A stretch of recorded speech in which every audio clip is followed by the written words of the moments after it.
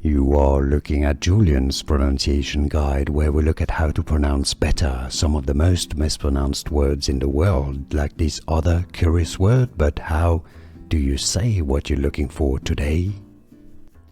Let's learn how to pronounce the name of this plant or herb.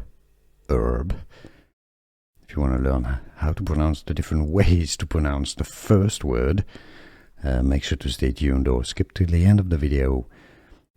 For this video, we're going to be pronouncing it as anise. Anise, the Americans say it as anise. Hyssop. This one, both British and American pronunciations are similar. Hyssop. Hyssop. Let's learn how to pronounce the name of this plant or herb.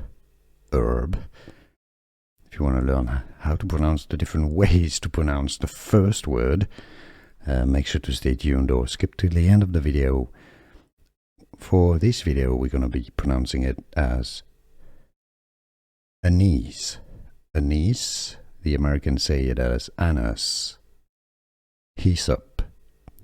This one, both British and American pronunciations are similar. Hyssop. Hyssop.